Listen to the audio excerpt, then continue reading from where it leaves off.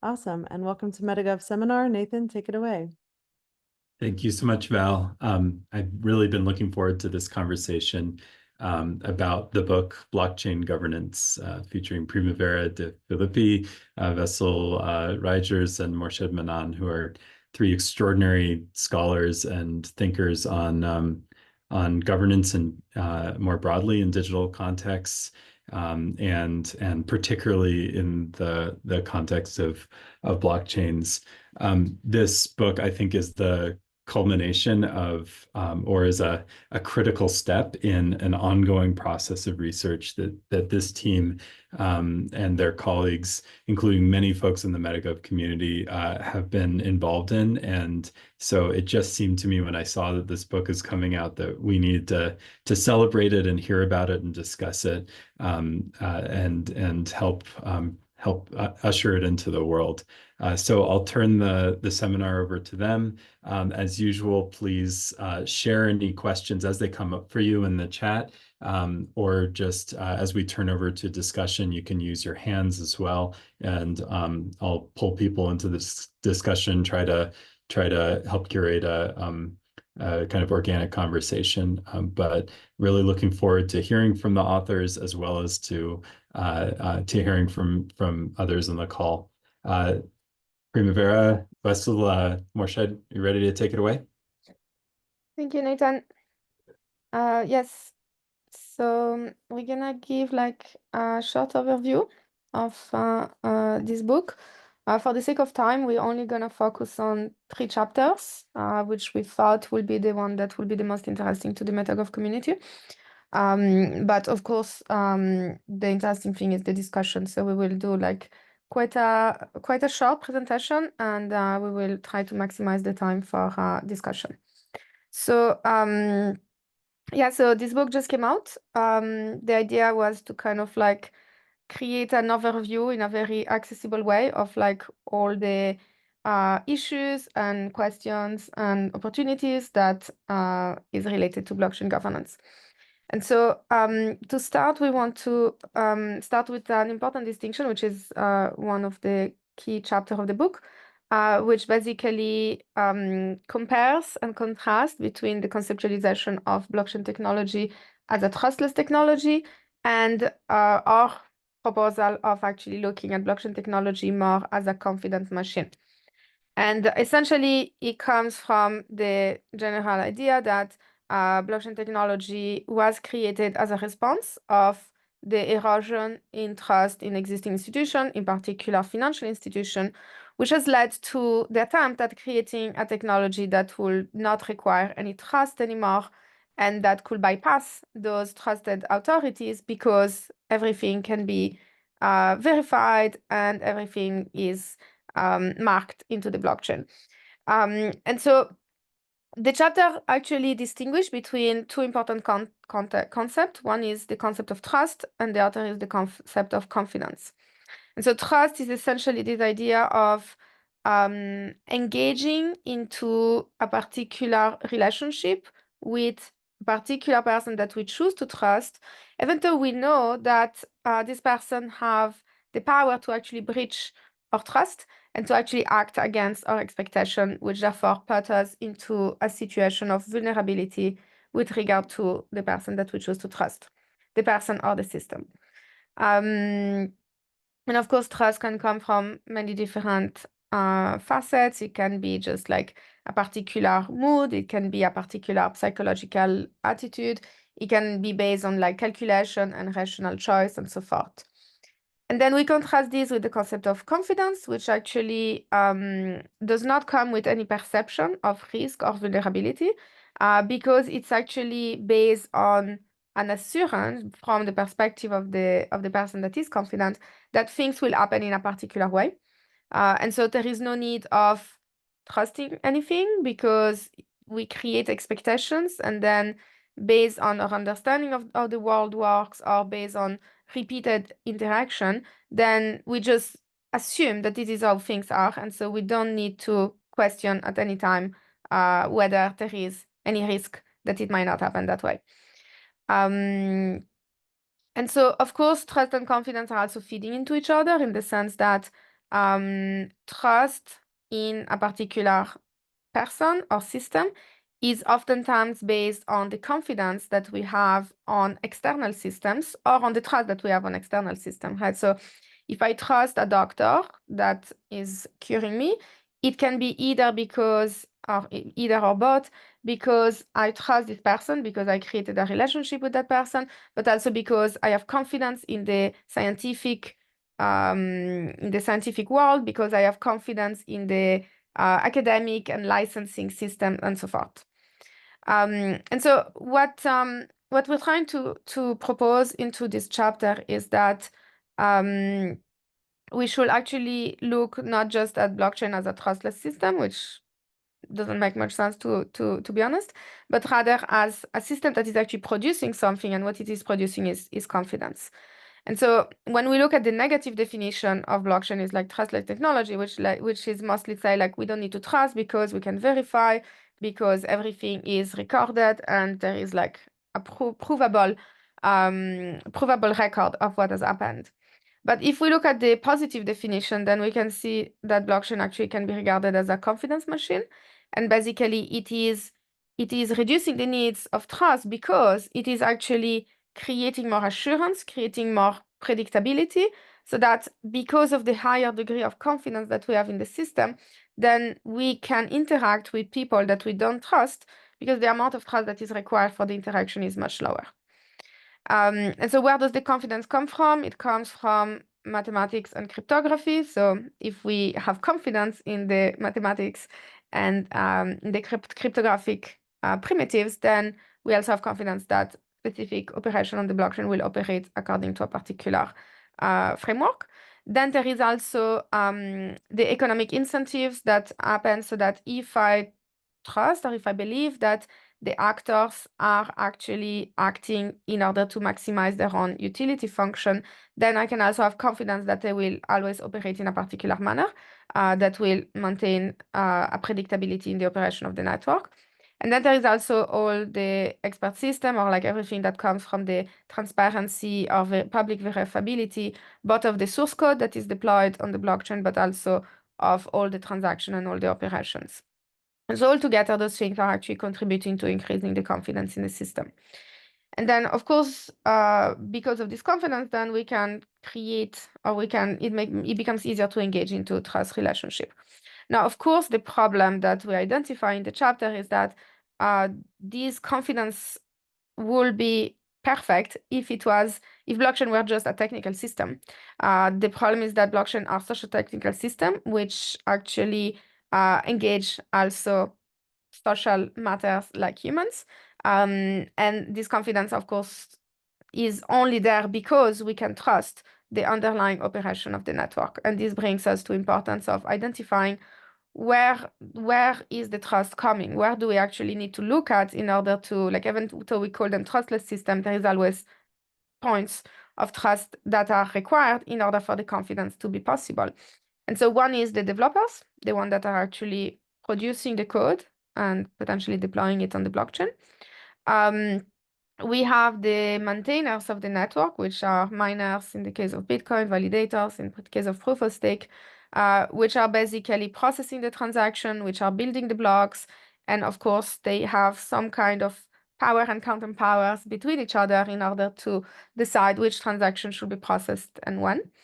Then there is the end users, which have some degree of influence on the operation of the network, either because they have the power of like exiting if they are not happy with the way in which a particular system operates, but also because many of the systems actually provide governance abilities. So if I hold a particular amount of token, I might be able to influence the governance of the particular system that those tokens are associated with.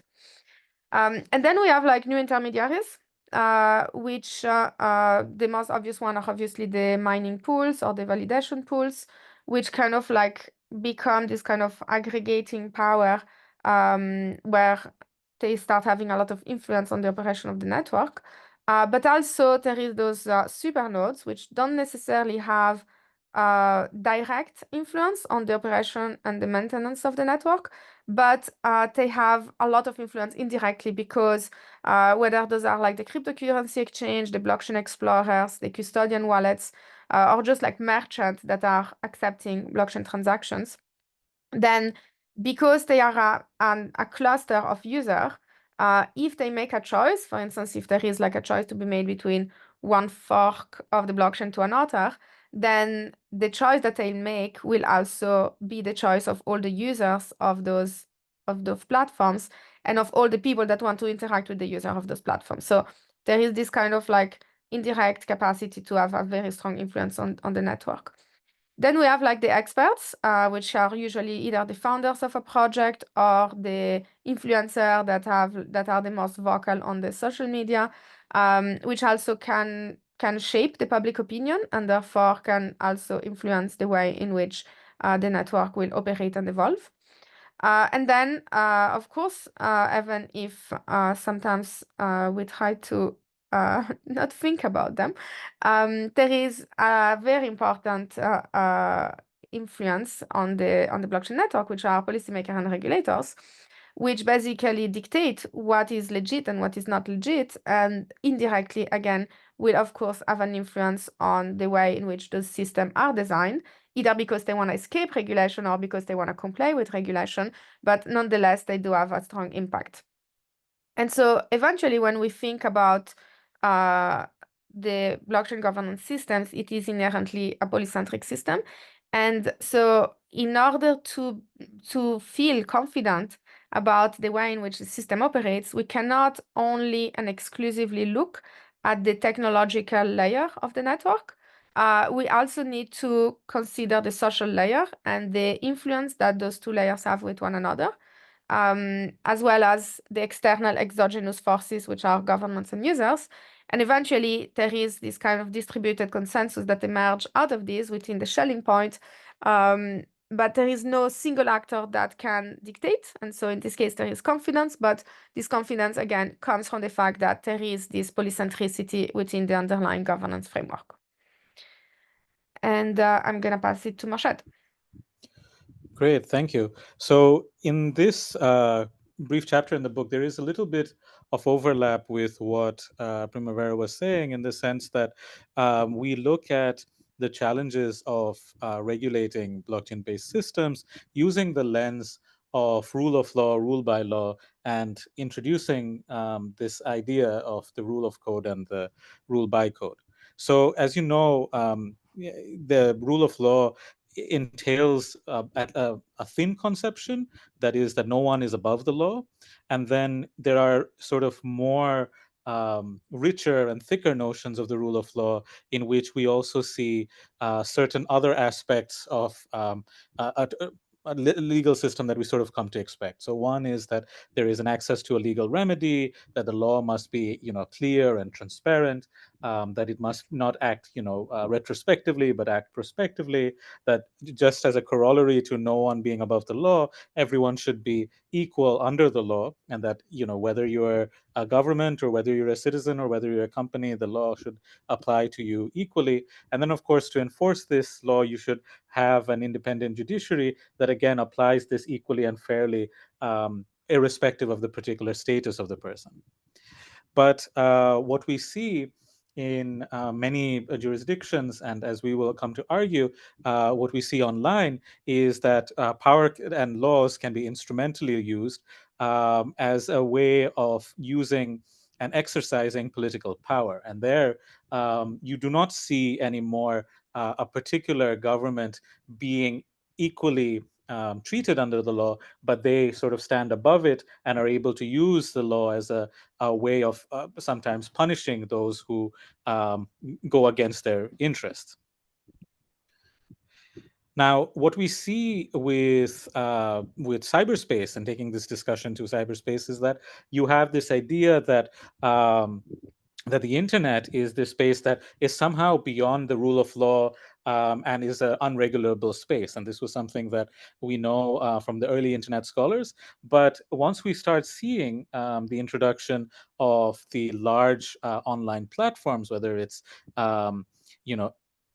Meta, or whether it's Amazon, or as we now see with X, we see that there is not only a relevance for legal systems, but that there is a particular way that in those platforms themselves, code is instrumentalized as a tool of political power. And so there in that chapter, as well as in a later article that is coming out in December, we look at how code and the internal rules of those platforms can be instrumentally used to punish users in ways that are analogous to how a rule by law system is able to punish its citizens. And the particular sovereign of that system, just like in a rule by law system, is somewhat standing above the law and is able to exercise this function without being equally subject to its own limitations.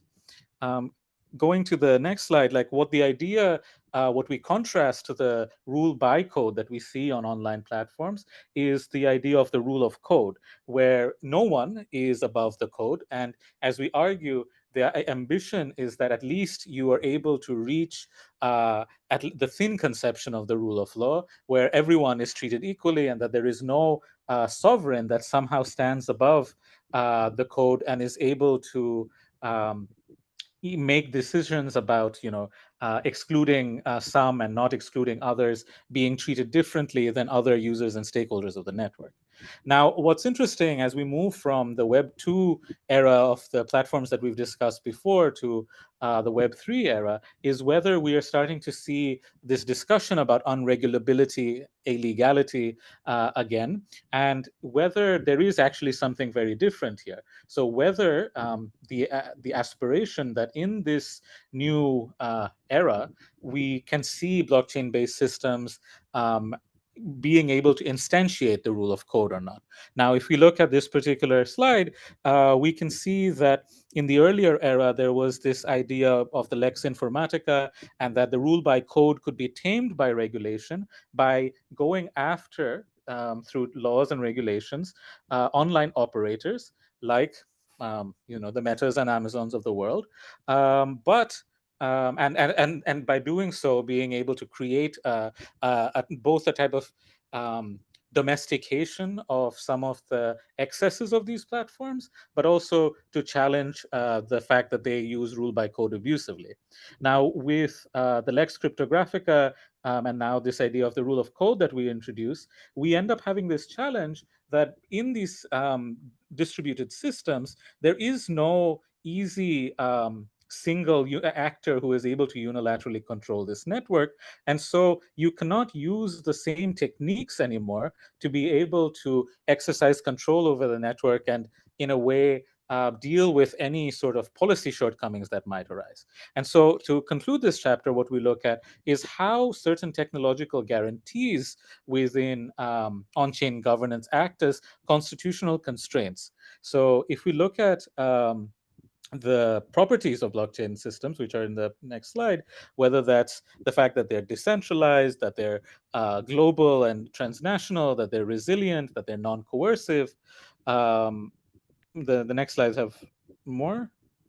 Primavera, that they're tamper resistant, they're transparent, that they have a guarantee of execution, and that they're non-repudiable. We see these properties as being important because they act as constraints in tempering what the emergence of sovereigns, at least they try to. But as we will see in the chapter that we get to next, there are limitations in how much on-chain governance is able to prevent the rise of private interests or the exercise of sovereign power. So while the rule of code remains an important aspiration and a way of trying to replicate the rule of law within these systems, there are certain constraints that exist, and for in being able to do this through purely on-chain mechanisms. And with that, I'll hand over to Wessel. Yeah, thanks, Morshed. I'll try to be very brief because then we'll have some more time for discussion. So in this chapter, we attack the issue indeed of sovereignty, and maybe also to place it into one of the themes of the book and drawing from one of the brilliant concepts of Nathan, actually, because we also in the introduction get to this idea of governance archaeology, the idea that we can use ideas from the past in political and legal philosophy actually to understand certain problems that arise in blockchain communities. And in this case, our argument is basically that, and we focus here on the DAO, the initial, or the first DAO, the DAO attack, that it tried to implement a kind of legal positivistic understanding of a regulatory system, and that there is in the debate in legal philosophy an important exchange about the vulnerabilities of this particular architecture, and especially being vulnerable to states of exception. So that's why also here we see two legal scholars, Hans Kelsen and Carl Schmitt, who feature in this chapter. Yeah, so it starts with a critique coming from Carl Schmitt on the legal philosophy of Hans Kelsen, which has been very influential, which has, for example, influenced the constitution in Austria, which outlines a kind of Kantian form of legal positivism, where the law is conceived as a system of legal norms which cover what might happen in the world. And the primary test of whether a law applies or not is a test of validity, and whether it actually agrees with a higher order norm. And each law derives validity from another norm, and that means that Hans Kelsen has to assume something that he calls a basic norm from which all validity of other laws can be deduced. So then this creates a system of positive law. And we compare that with the DAO and seeing how actually those two ideas intersect. Seeing also that the way that the DAO is set up, governed by self-executing smart contracts, operates on the same basic principle, in that it also is a system covering norms about what might happen in the world, which also eventually is not conditioned on the content of each particular, well, for example, the content of a smart contract, but on the validity of such a smart contract. And the validity of the whole system then depends also on a basic norm, and in this case, the basic norm is that code is law. So this equivalence makes a very interesting foray into this debate that happened between these legal scholars. And actually, this is where our book also contains in the index the term Adolf Hitler, which is, well, which we find out during the proofing. But this is because we actually discussed the Weimar Republic and the way that the state of exception featured in the Weimar Republic, which had a very progressive constitution, but which was then also instrumentalized by conservative forces, especially invoking the Article 48, which dealt with the state of emergency in the Weimar Republic, which then, among other things, this is not a deterministic story, among other things, led to the Nazis to take power. So this is like a very interesting case, historically speaking, where it shows that a system of legal positivism is potentially vulnerable to the state of exception or the state of emergency. So next slide. And this is actually a still from the movie that is based on the initial idea of Waiting for Barbarians, which is a book by Coetzee, where there's a magistrate coming to a community at the border trying to invoke the state of emergency, and Coetzee then writes, he is here to find out the truth. And the point here is that the state of emergency is not something objective. It's something actually that has to be declared to be the case in order to be managed. And this is also where the point of sovereignty comes in, because according to Carl Schmitt, the sovereign is actually the focal agency that decides on an exception, that decides when there is a state of exception. So in order to see how this plays out, not in the Weimar Republic, but in blockchain systems, we focus on the DAO attack. And I won't go through all the details here because I think most of you are actually familiar with the DAO attack. But the main issue here is that there is a contrast between viewpoints. The attackers seeing that within the system, it is actually legally valid to make this move to drain, well, this cryptocurrency, and also in invoking later on in his message that code is law, therefore he actually deserved the fee that he obtained. But of course, there is this like moral ambiguity, because everybody saw that also this is actually an act of theft. So How does the system deal with this? So maybe next slide. And in order to understand, so what happened, of course, is that there were influential actors that coalesced in order to advocate for a hard fork, which eventually also happened, which also created this distinction between Ethereum and Ethereum Classic, which in a way presents these two different viewpoints on, you know, to the extent to which legal positivism can maintain itself.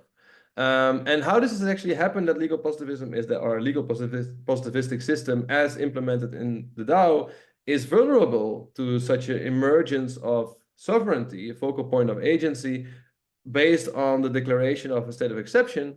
It is because Schmidt says, well, it's the same like in liberal democracies. The system of law that is present there lays a basis for formal legality, but not for substantive legitimacy. There is no pre-given notion of the common good, which means that this notion of the good has to be negotiated between private groups, private interests in civil society. And this is also the reason why such systems are vulnerable to what Schmidt calls the coalescence of private interests, which can then lead to a focal point of agency as sovereign power, which can act against the validity of the system, so to say. So against, one could say, the constitution. So one could say like, wait, well, there is actually then clearly a need of governance, because states of exception are inherently a vulnerability of blockchain systems. And one can think of like a procedural solution, which is usually followed, and which also, and there's, for example, the parity bug example following the DAO attack, where it was decided not to intervene, actually not to create a hard fork, which then also shows that procedures can work under normal circumstances. However, the whole challenge of the state of exception is that it's not about normal circumstances. It shows that there can be radical novelty in a world that a system of rules cannot inherently deal with.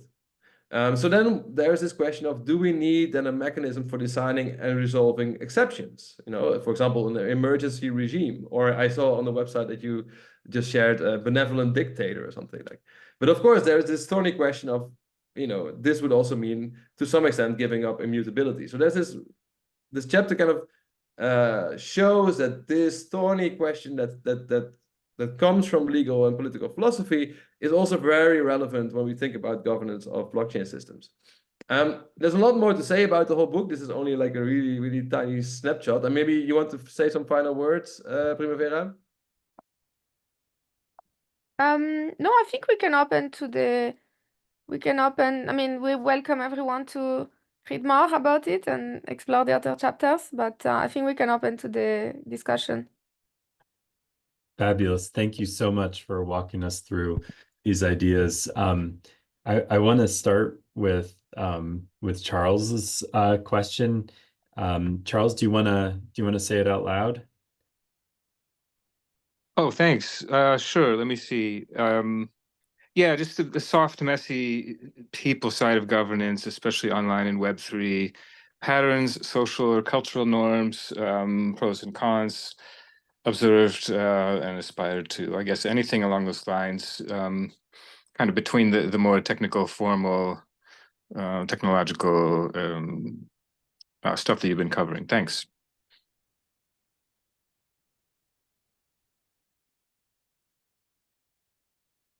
Or if that was too vague, I could try to focus in, but I think there's just a lot in there that I didn't hear so much about.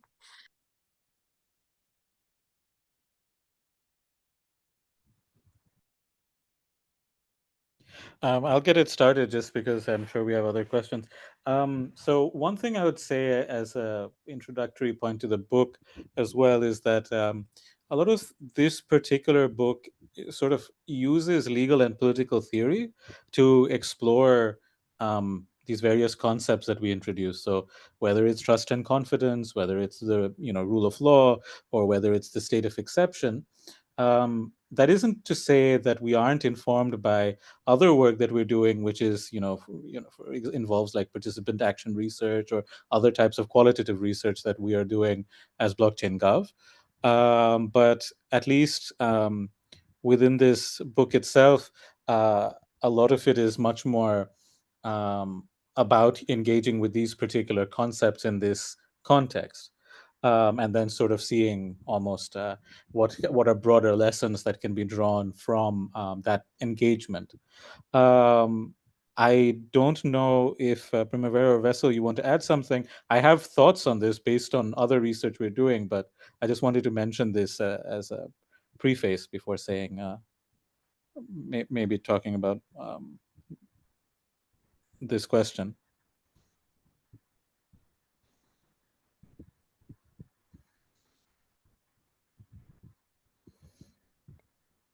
So on my side, I didn't actually fully understand the question. I didn't hear. Maybe one more keyword just to flip it around, to call it anti-patterns, you know, again on the more social and people side. If there's any observations or ways to point forward.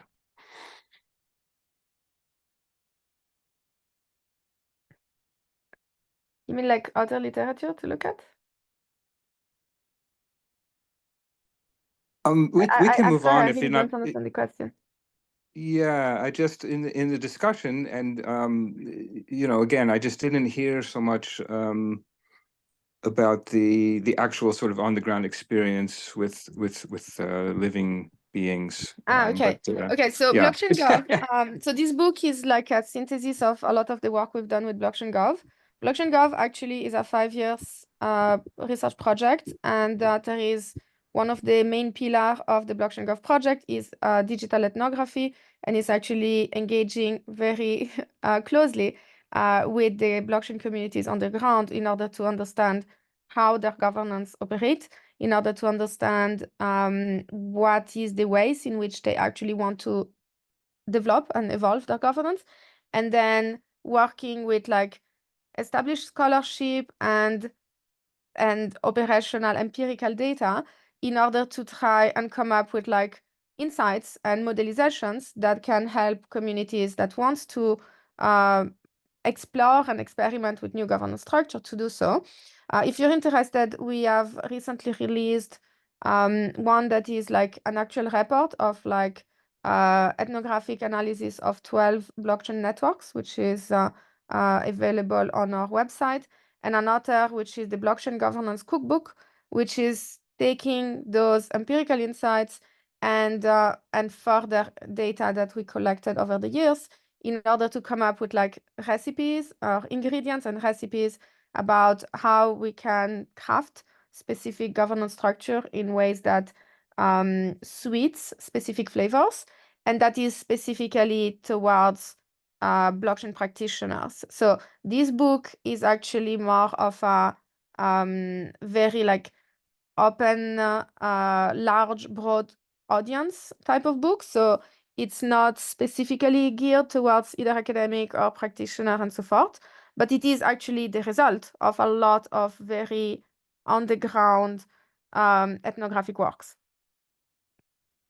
Thank you. I think invite you to look at super. those 2 reports that are on our website, because I think that might be interesting to you. I'm so glad we Perfect. got Put them to. into the chat. I put them into the chat as well. Yeah, I'm so glad we got to clarity on that, because I think it's really important to recognize that you know, although a lot of the concepts that we heard here are really big picture and really, you know, in some sense abstract, they're grounded in a lot of really on the ground research. And yeah, I mean, we've done ethnographic research on blockchain for like over 10 years now. So absolutely. I think there is a lot of data in many different outlets. To that point, I'm going to bring up the question that I put in the chat, and please others keep the questions or thoughts coming, which is, you know, another question of empirics, which is around existing government regulation. I've increasingly gotten the sense that the space of experimentation around blockchain governance and kind of the quest to create distinct jurisdictions and regulatory logics is increasingly converging with the regulatory logics being imposed by government regulation. As in different places around the world, we see, certainly we see this here in the United States, more aggressive enforcement and less willingness among among people in this technological context to experiment and go beyond the reach of, say, the legal corporation or kinds of financial instruments that already exist in non-blockchain form. So I'm curious if you share that perception, and or just in general, if you could reflect on how evolving regulatory conditions might shift or affect some of the frameworks you've offered.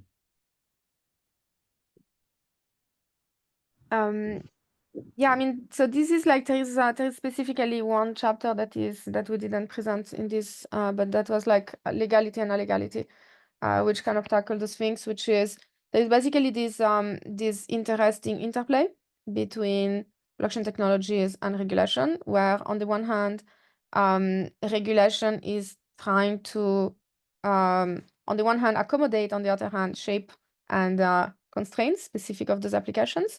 And on the other hand, there is the blockchain technology, which are also, as a legal technology, are also triggering the law to evolve and to adapt in order to cover those new domains. I think the most obvious case is probably the case of like ICOs and like the legal recognition and the legal interpretation of tokens, which is both informed by the blockchain. Like there is now new technological ways of actually like, exchanging assets and so forth. But then of course, those new technological ways might also bypass existing regulation, i.e. security laws, and therefore the legal system needs to evolve and adapt towards this. Another interesting example, and I will let Morshed develop on it, is like the concept of DAOs, and to which extent can or should a DAO be recognized as a legal entity? To which extent can the blockchain system actually adopt existing corporate structure? And also, of course, we can see how the legal system is also evolving in order to provide those new blockchain-based LLC type of things. So there is really like, because the blockchain emerged, the legal system, it needs to cope with the legal system, but the legal system also needs to cope with the blockchain system. And so there is this constant back and forth between collaboration and escape, depending on what is the purpose. But increasingly, as more people and especially institution wants to adopt blockchain technology, and they don't do that because they wanna exist separately into their own legal system, but because they want to interact with existing corporations, existing institutions, then there is a desire of actually collaborating and finding ways to actually be recognized by the legal system in order to also acquire more legitimacy, but also to become an agent into the economic system. So I would just add to that if in terms that would be familiar to lawyers or maybe others as well in this space, is that we're starting to see with the example of DAOs a fair bit of regulatory competition. And so the basis for this competition is manifold, but one of them is about whether you are trying to retrofit DAOs into existing corporate structures, which I think relates to what Nathan is saying about applying an existing regulatory logic. And there is another where legislators are interested in seeing how can we find a compromise in a way where we try to address certain important policy imperatives that are almost in some cases, like basically bright lines that regulators will not cross. And can we do these in ways that are quote unquote more DAO native? So for this latter group, which Primavera, Wessel, and I have called like regulatory equivalence in other work, we are starting to see some jurisdictions show an interest in this. So Nathan and I have talked about this before, like the example of Utah and New Hampshire trying to do this. But what is interesting is I think at least two things that come out from this. One is that you almost see a bargaining process with this type of regulatory competition, where even with this latter group of jurisdictions that are willing to explore new ways of regulating DAOs, there is still, as I say, like this, policy issues that are particularly important, and that they will try to, not, for example, take something that Primavera and I have worked on, like this DAO model law, and implement it directly, but we'll try to make sure that those local policy imperatives are implemented into domestic legislation. So you start to see this back and forth happening, as well as, of course, trying to keep up to date with new developments in this space. The other aspect of this that I think is interesting is that you have this dynamic where you might end up seeing not either, let's say, these model approaches developed by blockchain researchers and lawyers and software developers, so people within the space, as well as regulators, but through this discursive process, a third way of trying to think about how to a new regulatory logic might emerge from this as well. So I think this is a sort of ongoing process that we are seeing happen right before us. And I think it remains to be seen whether this will become also popular within DAO communities that have to use these frameworks, and whether they wish to. Maybe I can just like really briefly add to what Morshed just said, because I think that's indeed a very important point, that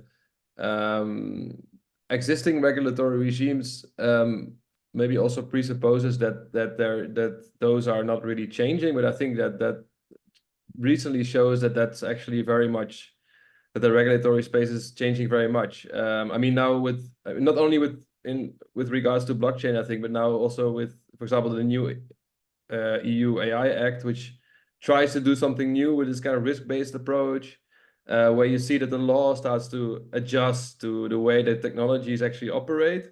And another example would be that I've done some research on the social credit system in China, where also you see this where there's much more of an ambivalence between the laws that existed, and then you introduce such a technological infrastructure, and then suddenly you get a new form of legal regime as well, that operates differently from what existed before. So I think that's actually indeed an important point to acknowledge as well. Thank you. I appreciate all that. And I also just really appreciate the really global reach of your perspective and your research. I wonder if Greg wants to, this is probably the last question we'll have time for, but Greg, if you want to share, you have both a question and a comment.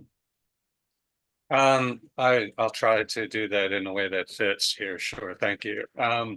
I asked about, it seems like this work, based on my limited understanding of blockchain technology, it's very focused on probably mainly proof of stake these days, but the history of blockchain being proof of work and proof of stake chains to techniques of validating data. So I'm just wondering if in this research, any or all of you have considered peer-to-peer verification systems or computing systems that don't use either proof of stake or proof of work. The example I gave is Holochain, because I'm pretty familiar with the Holochain community. Holochain's still in beta, but it doesn't use either of those techniques. So I think it just has a very different profile in terms of its technical risks. So do you see any value in approaches that use neither proof of work or proof of stake? On a personal level, I think it's super interesting.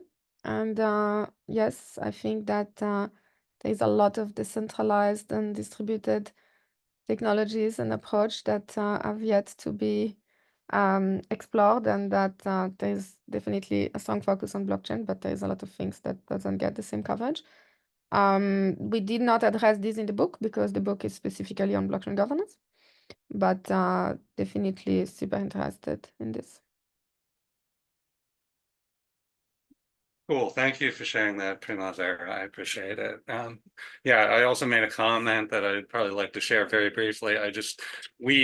humans absolutely need to use governance systems to do any kind of sustainably scalable coordination and collaboration of coordination of activities and collaboration. But I do view all of these things as being artificial, which they literally are artificial, but more specifically, it's all ultimately authority that human beings, actual individuals, provisionally delegate to systems. And I think that's an important thing to consider when we look at all the many different systems that we can use to govern projects and to have territorial governments, such as nation state governments, et cetera, and the laws that they put into place, et cetera, that we should always look at systems in a way that no matter what the rules say, the rules also need to reflect the fact that if everything basically goes to hell, human beings need kind of backup plans for their risk management and their conflict resolution.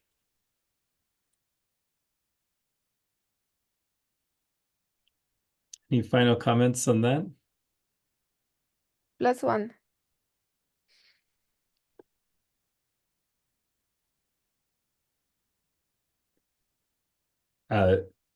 Sorry, say that again, Primavera. Yep, I'm plus Oh, +1 in +1. it. Okay. All right. Well, maybe we can slip one more in. Xavier, would you like to just give voice to your comment as quickly as you can, just because we're running out of time? No, yes, just my comment was about how much of all the challenges are linked to the practical challenges of finding the right tool to do the governance, so delegation, all these elements, and the more philosophical tension, especially in the blockchain space. I feel like sometimes there is a dream of creating a really egalitarian society, and at the same time, people just trying to make money, and both are true at the same time. And sometimes this tension makes it difficult to navigate the governance aspect. So the question is like, if you feel like the current difficulties are a question of tools or a question of blockchain communities identifying better what they really try to achieve in a sense. Maybe I can quickly respond to that. I don't think it's either or per se, because often I think governance challenges do arise from the practice of everyday working with these systems, like with the DAO tech example, or with other we use many examples in the book, which of course like come from messy reality where people interact and sometimes have conflict and sometimes create from which sometimes these governance challenges arise. But I think that at the same time they often point at these what you would call philosophical ambiguities. If, for example, people try to implement a particular ideal with creating these tools, so we think like we can solve something by creating these tools, by implementing a particular ideal, then by reflecting on it philosophically, you can actually find these inherent, for example, weaknesses or inherent risks that these systems bring with them. So I think that there's an interaction between, on the one hand, these practical problems that arise in everyday governance and trying to make sense of them, for which often you do need these more higher level concepts.